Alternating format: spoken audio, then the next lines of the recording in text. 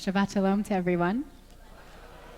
It's nice. It's like full of tefillah and the energy of Shabbat. And it also comes as our world continues to feel impossibly heavy. I wanted to just begin just noticing the weight that it feels like we're just carrying over and over again as we sit here when we come into this space, and that our world feels just overwhelming. And there's grief with the unfathomable shooting of 37-year-old mother, a mother of three, Renee Nicole Good, by the ICE agent in Minnesota, which just is layered on the fear and the exhaustion, the uncertainty, and this is what we're feeling globally and nationally, and then personal level, we also go through life holding all of that. And Shabbat comes, and it's not that we need to push that all away.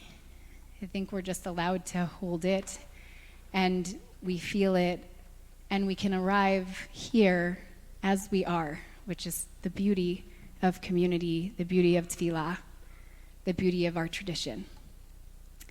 And it's with all of that and what we hold that we can also turn to the Torah, and we turn to Parshat Shmot as we begin a new book of the Torah.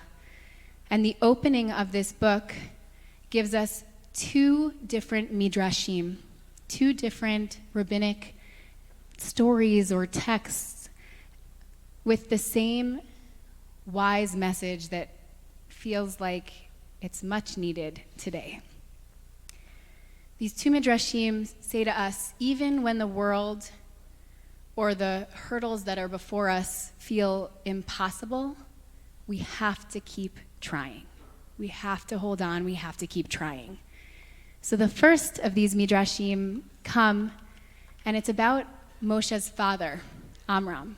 And it says that when the Pharaoh decrees that all the baby boys have to be thrown into the Nile, that the baby girls should live, but the boys have to be thrown into the Nile, the rabbis imagine that Amram divorces Moshe's mother, Yocheved.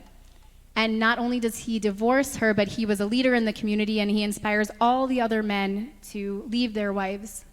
Why bring children into a world that's like this? Why should we even do that? But then the rabbis imagine their daughter, Miriam, who confronts her father, and she says, Abba, she says, Dad, your decree is even more severe than Paro's, because Pharaoh's decree only is against the boys, but yours is also against the girls. And Pharaoh's decree is in this world, but yours is in this world and it's in the next world. And Pharaoh's decree, Dad, Pharaoh's decree may or may not be fulfilled. It might or might not come true, but yours absolutely will. And he listens to his daughter. And he remarries his mother, as the Midrash imagines it. He remarries Yocheved, and all the men also take their wives back. And it's here in this place of imagination where Miriam teaches us that when leadership and rules feel like they're suffocating us, that giving up can feel reasonable or even responsible. But when we don't know what will happen, and we don't know what will happen, and if we stop trying, if we stop hoping in the future at all, then we know it actually won't happen, and it will not be, and it cannot be, no matter what. And we can't and shouldn't hold ourselves back. And this lesson comes up again, and it comes up again, but this time it's on the banks of the Nile, and with another woman in our parsha this week. And it tells us that Bat Paro goes down to the Nile, that she walks down to bathe in the river, and her maidens are walking along with her, that these young women are with her. And it says that she looks out and she sees along the river the basket with Moshe in it. And among these reeds, she sends out an amma. And the text is not clear about what this amma is, this amma to fetch or to catch the basket. And the Torah says to us that Pharaoh's daughter, when she was going to bathe, she sends out this Amma. And the rabbis are curious in the Talmud because the Amma can mean two different things. It can mean that it's a maidservant. Did it mean a maidservant? One of them says. Or it can also mean a measurement or even the length of your arm. So it could mean your hand. And so if this basket, if we read it as hand, the image of her coming down is that this basket's just out of reach. It's beyond her reach. There's no way that she can really get there if she's on the banks of the river and the basket's all the way in the reeds. So why would she stretch her arm out at all? And that's what we live in. So often we face suffering that feels so impossibly large or so far away. Something cries out for help, but by all rationale and all of the measures that we have, there's nothing that we feel like we can do.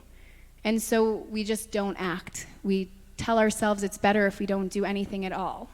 That nothing I do would be big enough or could maybe make any kind of an impact. Why reach for the basket when you know you're not actually going to reach it?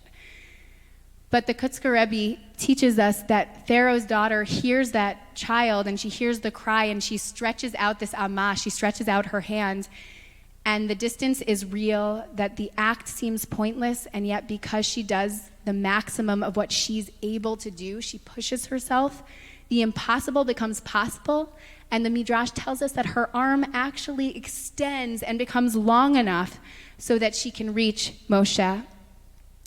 And the Rebbe says that she reaches and God extends her reach, saving a life and rising up the greatest human being the world would ever know, according to the Kutzker Rebbe. So Bat Paro, she decides to reach out her arm despite the impossibility of catching the basket. And lo and behold, the Midrash says that her arm extends and she saves baby Moses. And that is the unfolding of the saving of each one of us. And just like Bat Paro, Shabbat comes each week as our opportunity to reach. It's our weekly Miriam, it's our weekly Bat Paro. No matter what the week has held, we pause.